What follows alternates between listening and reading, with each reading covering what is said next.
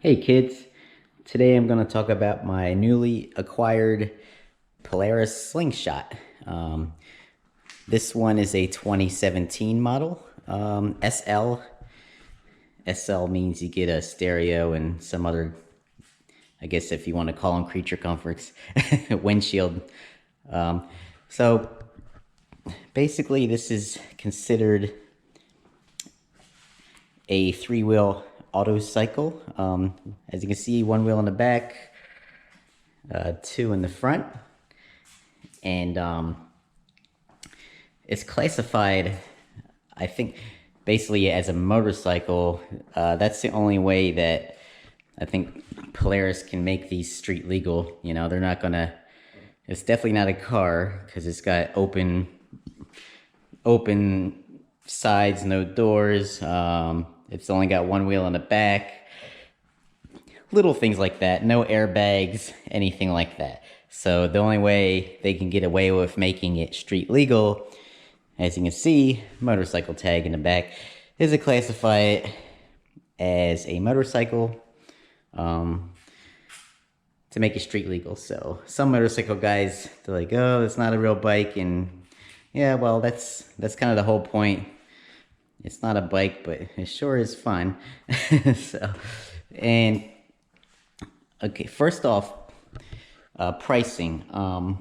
You know, a lot of people, because it does look very exotic, but they're pretty reasonable.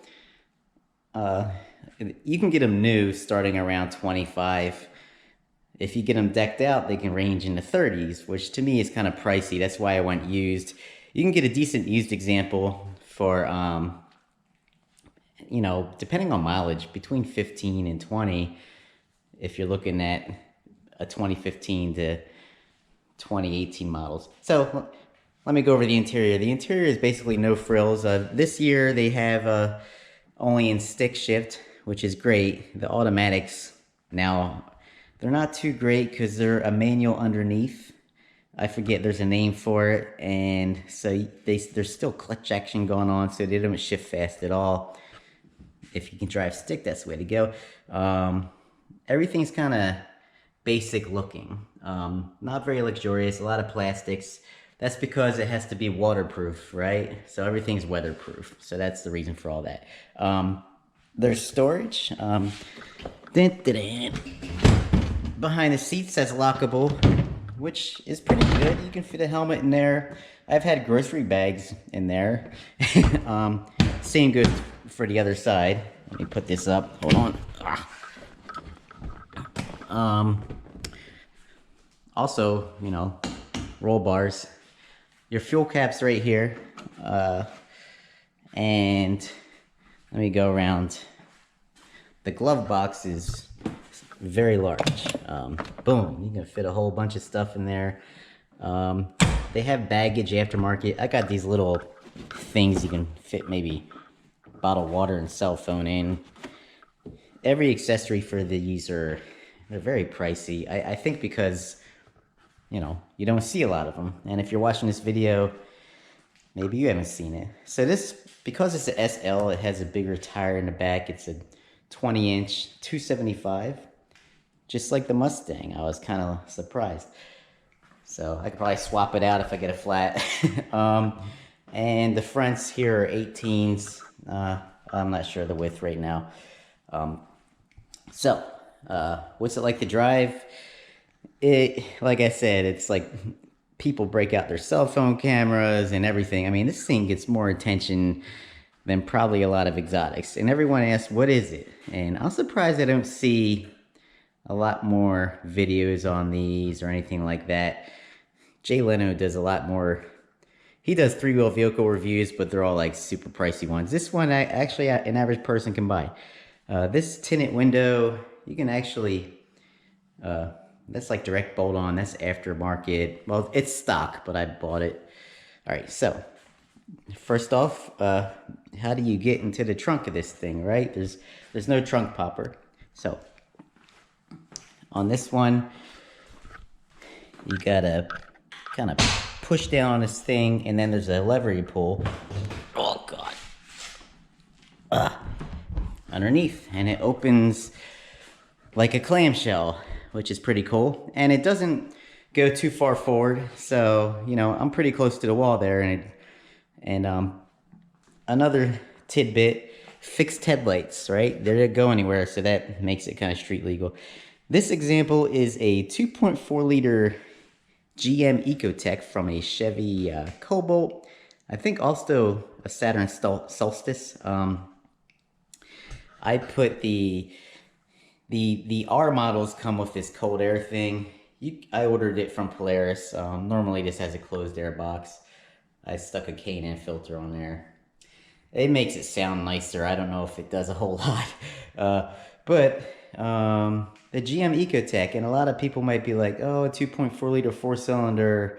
Well, this thing weighs in about 1,750 pounds, wet, with gas and everything, so, and fluids. So that's, you know, that's a lot of motor for this little thing. And I think Polaris tuned it to redline. It redlines around 7,200 RPM. And it's pretty torquey. I did install, however, this pedal commander right here, which, because there's like, when you hit the throttle on this, you really got to lay into it. The pedal commander kind of takes that out, and a lot of people love the pedal commander. It made a huge difference, but you have to be careful and not set it too high. Now, the newer ones have a 2-liter Polaris makes their own engine, some kind of Star or something engine, which makes about the same horsepower. The R model of theirs makes 200 horsepower, but it has 120 feet-pound of torque, I think, where this has 160 feet-pound of torque, something like that. So this engine is more torquey. And also, a lot of people put superchargers on these, which, I mean, I could barely get traction on that one tire with 175 horsepower, but some people can supercharge these because this is a very stout engine. It can handle a lot more power. I don't know how stout that Polaris engine is. And also this engine, I like it because I can go to my local auto parts store and just buy oil, filter, or whatever for a 2.4 liter GM Ecotech engine, where, you know, if you buy that from Polaris, it's a lot more pricey. So I'm kind of glad I got this engine versus the new one, but to each their own. I mean, the new one has almost the same stats. It's actually a little bit lighter, and the battery's in the front. This one, the battery's in the back, which is a pain in the ass. The battery on these is, I'm probably getting too technical. I apologize. It's behind the cover here. It's not too bad, but, you know, and you can charge it through a port, 12-volt port there if you want. What else about this thing? That's kind of, you know, I wanted to just give a general overview. Now, to drive it, it's very exciting. It sounds great. The exhaust, actually, you can't really see there. That's covering heat shield there, but it actually comes out down here, right by the passenger, and it sounds great. I mean, it's like right there. And I've never heard a Ecotech engine sound so good. And you can hear every little thing. It's belt driven in the back. I forget what they call it, because they actually had to offset the wheel and do some certain suspension geometry. And you can see it's got some big springs. And when you're driving it, you can hear every little noise. And I'm gonna hook the GoPro up later on and add a drive experience to this video. It's got some good mounting locations too for a GoPro, like maybe up here, up there. But I'm not gonna start it. I'm inside. And also, there's, like I said, there's a ton of aftermarket on these. I put an alarm in this. It was pretty easy. All these panels come off. I mean, you could put different color panels on it. It's just amazing when I went on YouTube to see these kids. You know, I mean, this one has a nice sound system, Rockford Fosgate, because it's a SL, and you can hear it. You can feel it against your legs. My only complaint is I'm so used to navigation, and so you got to buy different things if you want to mount a cell phone and you can't really see out the back, even if you put a rear view mirror here. But these mirrors do a good job. So, but yeah, and let me go ahead and close this up real quick. One-handed operation here. Here. There's latches that you got to make sure are closed too, which, so yeah. So you have to be somewhat mechanically inclined to know these little tidbits. All right, but so here's when you get in this thing, it's kind of a driving experience. Oh, let me get the key fob here. Now, I installed a stock Polaris alarm, and I like the stock Polaris alarm because it's plug and play. I didn't have to splice any wires. So, and the alarm kind of all goes behind there, so it's not too bad. So, basically on this model, it's not a push button. You get this key that looks pretty crazy, and you just stick it in the ignition, which I prefer. I've had push buttons, and the battery might die, or sometimes it's a crapshoot. Anyway, so you got to turn the key and wait for it to do its thing, which is weird. And you can't. And then once you do that, you push the clutch in, and there's the start button. And this one has a kind of a no-frill screen, but you know it does have a backup camera, which that's just the garage door there. So that's kind of cool, but you know, honestly, you can't see that in the daylight. The sun totally blocks it. They sell covers and all that, but it doesn't help. I've tried them. So, oh, and also the the pedal commander kind of helps if you get one of these. It has your basic gauges, mileage, etc. It's a 10-gallon gas tank. I think it gets about what a GM engine would get, 20s per gallon or so. So anyway, that's the Slingshot. Oh, and then here's the alarm here. See, pretty cool, huh? I recommend, they also have a cockpit cover. If you're gonna take, that's the one thing, when I park this, I'm kind of concerned a lot. But I guess the same thing with a motorcycle. I mean, but it does have lockable storage, so you know, if you lock up all your belongings, you'll be okay. I just got the alarm for extra protection there. So, and the gas cap is kind of, you know, just no frills. A lot of people lose these because I guess with a car, it's attached to something, so you kind of have to be wary of that. Let me turn on the hazards just to, there's the lights. This third brake light looks really nice. I kind of wish I could demo that. The brake lights look amazing. The headlights automatically come on when you have the ignition. I don't want to kill the battery, but here, let me show you what the headlights look like real quick. Hold on. They come on automatically. The front ones are your high and low beams. I think they're just basic halogens. And the new ones are LEDs. Anyway, that's the Slingshot. The fun part is taking it out for a drive. So stay tuned. I'm going to do that here in a little bit.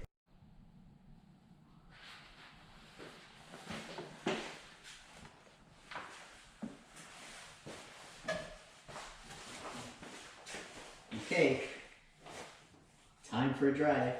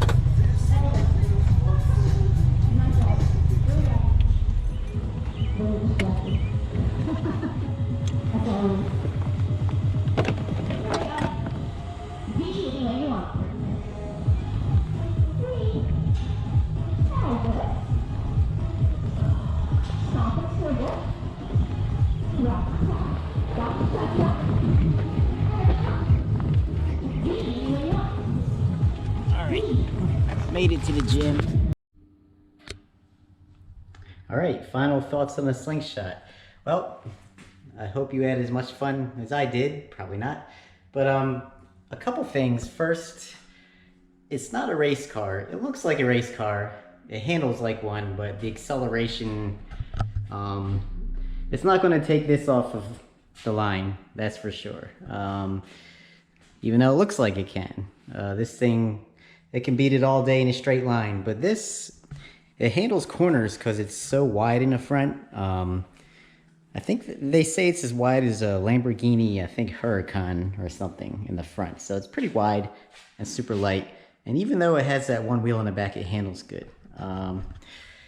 Second thing, really important if you get one of these, this hood latching system I'm not a fan of. It's got 4 latches, and if you don't close it the right way, like earlier, I took the first part of the video like a week ago, and I just kind of gently set it down and pushed it down. Then I learned the hard way because I'm doing 60 miles an hour, and the clamshell hood flew up and totally blinded me. And luckily, I wasn't on like a major highway or intersection. I was able to pull off to the side and close it. But I think they need to have some kind of like hood ajar light. There's nothing like that in this. So just if you do pick one up, just look at some YouTube videos out there on the proper way to close the hood and how to make sure everything's latched up. Because that was pretty scary. What else? Yeah, that was the main things. But it's a lot of fun. Oh, also, depending on your state, California, I don't think the police even know, because not a lot of people even know what this is, but they have a law where you have to wear a helmet with this. You don't need a motorcycle license. Some states you do, but you have to wear a helmet, which to me makes sense because the windscreen does a great job if you're short. Tall people have an issue, but it makes sense to wear a helmet because you get wind, and I was even getting kind of cold in the video because I filmed it early in the morning, and it's kind of nice, you know, to have that helmet sometimes. Now in the summertime, you know, I might cheat. I don't know if I'm just driving to the local to the store or something, because I'm sure it can get kind of stuffy. Other than that, thanks for watching the video. If you have any questions, hit me up in the comments. I did get this, hold on here. I got this cup holder, super easy install from Sling Mods, so I can put my phone up there and have some kind of nav, or because the cups are back here. In this year, the newer ones, they're up here, but either way, this is pretty cool cup holder setup. So shout out to Sling Mods there. And all right, guys. Well, I'll take some more videos. If you have any questions, hit me up in the comments. And thanks for watching. And I'll eventually. I haven't got a video yet with Egret, the Beast. So I'll take her out and do a video eventually on that. But this one was pretty good, and it was good times. Oh, and also one thing, yeah, this is very important too, along with the hood. This lip in the front. Let me see. This is super low to the ground. I think it's like 6 inches off the ground, and I always end up hitting a parking block with it in the parking lot, and I ended up buying these protectors, and I think they do a good job. But when I first bought it, I was in the parking lot like at Panda Express, and I don't know, you might have noticed in this video, you may have noticed when I pulled into the gym, I was like, oh shit, because I, you know, ran over the parking block and I felt it scrape. But testament to these, I think they're called whisker guards. You can get them from Polaris. They, you know, they're stronger than the stock bumper. The stock bumper gets a little scratched up. Well, I think it's more like a splitter, but it's super low. So you have to be really careful in parking lots. you know, in a car, you can just go over the parking block with your bumper, no problem. Not in this. So that's the only other thing. But you know, it looks good, so it's worth it. And speed bumps, you got to kind of angle those. All right, well, I'll let you guys go. Thanks for watching, and shout out to my dad. All right, bye.